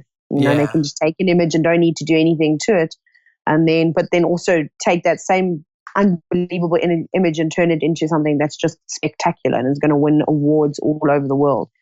And that's so cool for them. I'm happy for them. 100%. It's spreading important messages by being able to capture something that beautiful. Exactly. I think what people often lose sight of is that it is still a wild environment. It is still a dangerous environment. Do you have any stories of when things got a little scary? Again, sure, I'd have you sitting around the campfire for hours, as most safari guides. But another thing that I've noticed, and we're all guilty of it as anybody that works out in the wild, whether you're a photographer or you're in conservation or you're a safari guide, is that we tend to become very complacent. And as a person living in the city and going to work in the office every single day, you become so used to your surroundings that you stop noticing things. And for us, it's exceptionally dangerous because, well, anything can happen, and things happen very quickly out in the wild. And one of my encounters with an elephant sort of made me realize this at a very, very, very young age. Now, I mean, firstly, elephants are animals you don't want to mess with. Not only are they incredibly intelligent, but they're also the only mammal out there that's going to be able to turn a vehicle over if you get yourself into a hairy situation, or if they get angry with you, which doesn't happen often. You mean you've really got to do something to upset the elephant. Sometimes it's not on purpose, which was, for example, my situation. Very young. I think I'd maybe been guiding for a few months only, so I was still new, learning the ropes, learning the roads, and taking my guests out on safari. Classic Eastern Cape day, winter, it was raining. So we're trying to find the elephants, and it'd been a particularly bad storm, and they'd gone down into this massive valley to obviously get out of the storm, and there's lots of vegetation down there. So it was, perfect. They can eat and not get, hammered by the rain and all the lightning and wind. So I said to my guests, I said, we're probably not going to get a very nice view of these elephants just because they're in this thicket at the moment. And we found them by turning the car off and listening. We hear them breaking branches. So I was like, we're going to see if there's a road there. But, if there isn't, we can come tomorrow morning and we'll try and find them. Maybe they would have moved out of here. Mm-hmm. So I don't particularly like off-roading because of this situation. Not that I was even off-roading. So driving down, eventually drive into this valley, a very sort of condensed road with trees on either side that were virtually impenetrable. How the elephants were moving through them still blows my mind. And a canopy of trees. So you're basically, if I had to stand on the top of the hood of my car and stretch my arms up, I would have touched the top of the trees. And it was just a dense canopy. To give you an example, beautiful yellow woods. And it was like a forest down there. So cool. So watching these elephants as they're feeding in the thicket, it wasn't a great view. Eventually, we sat there for half an hour, and these elephants all came out onto the road, and they were very relaxed. They weren't bothered by us. And obviously being trained in animal behavior, although there I was still learning quite a bit, I moved away from them a little bit because I was like, I don't want to get blocked in. And I kept saying to my guests, I said, we must just be careful here because the roads are quite wet and we don't want to get stuck in between this herd. Not that they were going to do anything for us, to us, but if something did happen and outside, interference that upset the elephants, could have a negative reaction towards us. You've always got to have your wits about you. Right. And anyways, there's some elephants that started playing behind the car, some youngsters, and they were sliding on the mud, and my guests were laughing, and I thought this was the greatest thing. It was an amazing sighting in the end, especially after I thought we were probably not going to see them. So I was surprised, and I was like, oh, wow. Then the next minute on the radio, there's one of the guides called in that the big bull was on his way down into the valley, and he's in must. So must is basically the state that elephant bulls get into, where their hormones essentially are raging, and they are seeking out females that are in estrus to mate with. Now, I'm pretty sure most people have heard stories about elephant bulls and musts. It's they're less than friendly most of the time, or they're less tolerant, if you will. You got to give them make sure you give them room. Yeah. And so not something that's good to hear over the radio. No. And I was like, okay, that's fine. He's still quite far away from me. So we watched the elephants for a bit more. And then another vehicle said, I've just bumped into the elephant bull. He's now here. So I say to myself, okay, we're going to have to go now because this elephant is clearly on his way to this breeding herd of elephants. Right. So I said to my guests, I was like, so, right, everyone, we're going to actually head out now. I was like, the elephant bull was on his way down. Explain the whole situation. They're like, oh, no, that was great. Please can we come and find the elephants tomorrow? And I was like, absolutely. They're my favorite animal. We'll spend hours and hours with them. So we start leaving, and I approached this sort of hill, and it was a bit of a blind rise. And I'm so glad I stopped because the next minute this elephant bull comes over the hill, but walking through this underneath this canopy of trees on this very narrow road ahead of me, bearing in mind that behind me was the breeding herd. So I had to go the opposite way from where the herd was because I couldn't get out that way. Right. Now he's on the road. He's going to walk the path of least resistance now. And he's got this swagger coming down. And I'm sitting there, and I took just a big gulp, and I just went, this is not a good situation to be in. Okay, right. I'm going to tell the guests, we're going to just go back a little bit, and hopefully the other elephants will move off of the road and we can go back that way because I'm not going to challenge this big elephant bull. Do you think they could tell you were a little nervous? I tried to hide it as best that I could. I think I was still laughing and giggling at that point. So they were like, oh, great, we get to see them again. And I was like, exactly. I was like, I'm sure they will move off the road. So now I'm reversing back towards the elephants. Front of my car is facing this big elephant bull. So I get to maybe 40 meters away, and we sit, and there's more just elephants coming out of the forest and standing on the road behind me. And now I'm going, oh no, what am I going to do? I can't pull off the road because the car cannot actually go anywhere. The trees are too thick. I mean, I've got no problem with crashing through vegetation when I need to. This was virtually impenetrable. And this bull just kept coming and coming, and so the swagger got more and more. I think I was holding onto my steering wheel so tight that my knuckles were white. And I just said to my guests, I'm going to pull off the road as much as I can. I was honest with them. I said, listen, this is not an ideal situation to get into, but we're going to be fine. Like, it's okay. We just need to try and accommodate this elephant now. So I pulled off the road. Basically, my guests were sitting at the edge of their seats, and most of them were covered in trees. So we basically gave about maybe a 3.5 foot gap on the road. We'd managed to pull off the same amount. Not enough for a big elephant bull. No, so jeez. Yeah, no, it was getting intense. I was now starting to sweat. All of a sudden, I wasn't cold anymore. And I was really, really terrified because I thought, now I'm in the worst possible situation that you can be in. A breeding herd is behind the car, and the big elephant bull in must, who's coming to sort out the females in that herd, is coming toward me, and I'm directly in between them with very dense vegetation around us. So it's not like I was on a big open plain that would be so chilled. It wouldn't be a problem. Right. So he gets to the front of my car now, and he stands over the hood of my car, and oh my word, I cannot tell you how frightened I was. I just sat there, I looked at him, and I literally said to him, I was like, I'm so sorry. I did not, and I talk to the animals a lot. I do it all the time because something like an elephant, I'm convinced and I've had many sightings to what I have proved that they can feel your energy. And I just said, I'm so sorry. I did not mean to get myself into this situation. And as I was saying that now, this bull is swinging his head. He trumpeted at me. He's stamping his feet. He's basically saying, get out of my way or I'm going to move you. And I'm going, I cannot go anywhere. It was terrifying. That's literally one of the scariest things that must have. It's my scariest moment that I've had in the bush ever. And next minute, here's some commotion behind the vehicle. And I've told my guests just to relax and don't panic. Everything is going to be okay. Just sit still. Don't make any sudden movements. Don't do anything.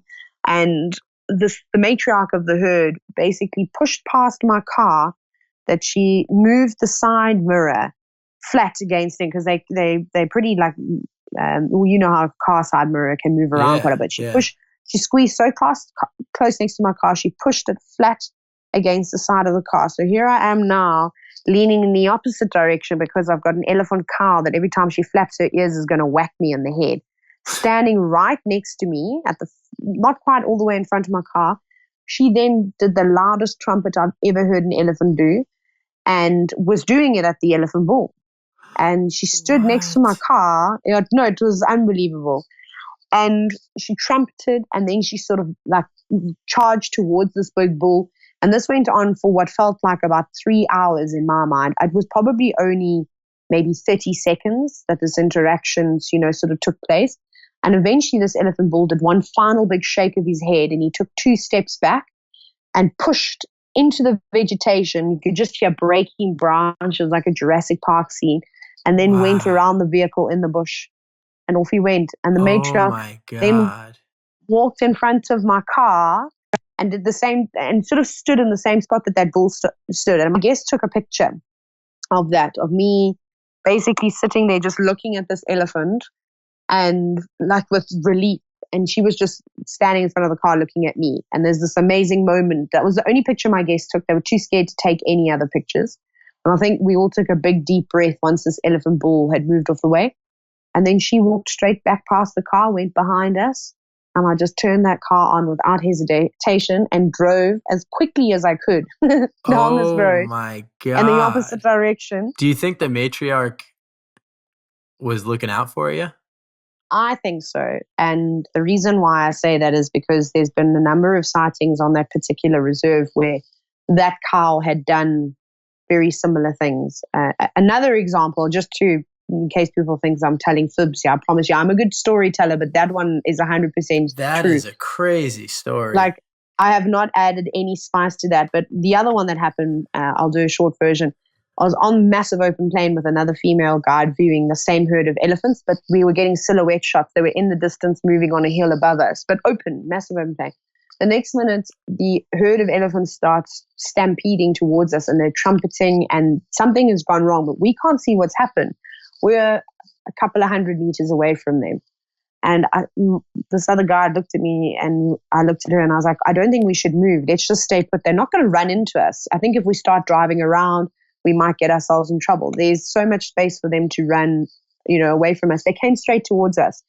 We were then, before we knew it, in the middle of this herd of elephants with the little ones, and all the adults were standing around us, myself and this other guide. And I was just looking at her going, how on earth are we in this situation? We were in the protective circle. They ran towards us, formed a circle around us. We had all the tiny little babies in between our vehicles, between the 2 cars. What? And they were trumpeting, looking away. Anyways, it turned out that the pride of lions had walked just ahead of them, and they got startled. It was getting dark, and they ran towards us. So there for a second. No way. this herd of elephants decided that they thought we were in trouble too and came to us and stood around us. And I've never experienced things like that before, other than with this particular herd of elephants on a That reserve is called wild. No, it was really, really amazing. So I don't think all elephants would maybe do something like that. This cow just had an amazing relationship with, and it seemed to always happen with the female guides. So I don't know why or how or any of the answers. I have no answers to it, but if you go to that reserve and you ask the female guides, I'll tell you right now, they've all got their own story about how this cow has some way or another helped them get out of a tricky situation. Not that we were in a situation at all, but she just thought we needed to it's such a beautiful thing. I mean, you talk about interspecies relationships with the mongoose and the hornbill, let alone an elephant and a human. Well, exactly. So we were very, very lucky and I've been very lucky to see, amazing things like that. So elephants are very, very special, very dear to me. Very after all altruistic. what they've done. Yeah, exactly. That's an amazing story. Yeah. That always is like such an uplifting type of thing. It just shows, that's a level of empathy from a wild animal. It's hard to put into words. Exactly. There's no way to explain why that elephant did what it did. It didn't need to. On any of those occasions, it didn't need to do anything, but they chose to. Whether it was just a coincidence, I don't know. Again, but sometimes these things they just happen too often to keep being coincidences. So right. So those are some of my very special stories about interactions I've personally had with elephants. Wow, that's beautiful. Oh, well, what can I know we're running a little over here. I don't want to take up too much of your time, but what can I'm going to link to obviously all your Instagram and the website and safariLIVE, but what can people expect for the next 5 years? Is there anything people should keep an eye out for, or anything that would be helpful to point people towards? Obviously, if you really want to check out some amazing sort of safari experience and you've never been to Africa before, perhaps the bug has bitten, but, work restrictions, you're just unable to come and visit us, have a look at the safariLIVE page. I think personally the best way to watch it is if you just stream it on YouTube. And at the moment, our times have sort of changed a little bit. So we're starting our afternoon or sunrise safaris off at 3 p.m. Central African time to 6 p.m. Central African time. You guys can work out the differences there. And then in the mornings, I think they're starting now at 6:30 a.m. to 9:30 a.m. Central African time. Otherwise, you can head to the Wild Earth website and you can just type Wild Earth in on Google's. Again, very easy. And it should give you some times around there. The exciting thing is that we're constantly looking at going to new locations and exploring different wilderness areas. Obviously there's a couple of new adventures on. Well, that could be expected. I don't know if I'm going to say anything about it. You're just going to have to wait and see. I know. I was just about to pry a little bit. We've gone and explored the Congo to see what that's like. We've been to Borneo now as well to have a look. So those could potentially be on the card. So keep an eye out for that. Hopefully, we'll have another migration series again, which will be nice on Nat Geo Wild. So for those of you in the States, that'll air as well, not just being able to stream it, you'll actually be able to watch us on Nat Geo Wild and that's cool. That package if you've got it. So those will be released at a later stage when we know exactly what's going on. From myself, I don't know where I'll be in the next 5 years. Who knows? Maybe I'll still be with Wild Earth. Maybe I'll be on my own adventure somewhere else. I've been very lucky. I've just sort of found the right things at the right time that keep leading me on to the next adventure, if you will. And I hope the adventure never stops. I don't think it will with me. I always find I have a feeling something amazing to do. Yeah, well, I think everybody listening is incredibly jealous of your life. It sounds absolutely amazing and wild.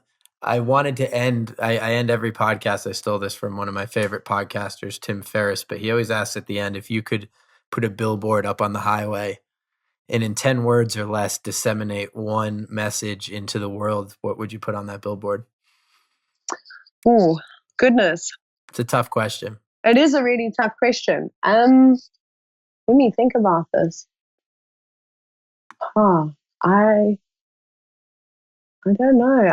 You know what? The thing is that because I have a whole long speech, I think mine would be something to do with just appreciate every single day that you have around you and to do the best that you, I suppose, can with what you've got. And I don't know, the positive vibes in the world will give you what you need.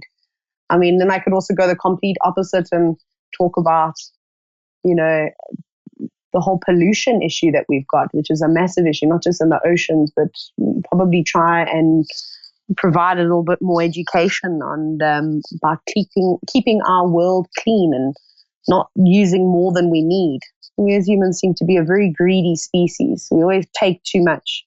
And that's something you can learn from the animals as well. As you watch them, they never take more than they need. Well, I think those are two important messages. Something along those lines. I think for this use case, we'll provide 2 billboards on the highway. Yeah, sorry, I can never think of on the spot there.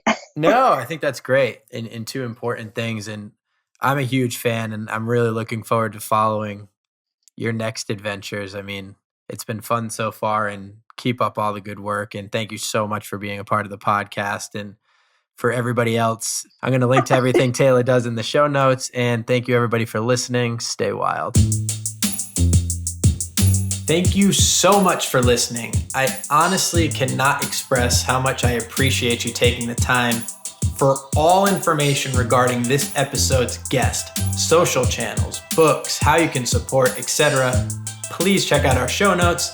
If you enjoyed listening, please subscribe to the podcast. We are everywhere that you can find podcasts. Subscribe to Escape the Zoo on YouTube, follow Escape the Zoo on Instagram, like Escape the Zoo on Facebook, and please share with your friends. It honestly goes so far and means so much to me. And lastly, if you'd like to be emailed with each new podcast and any other major Escape the Zoo updates, visit escapethezoo.tv and sign up for our email list. Thank you.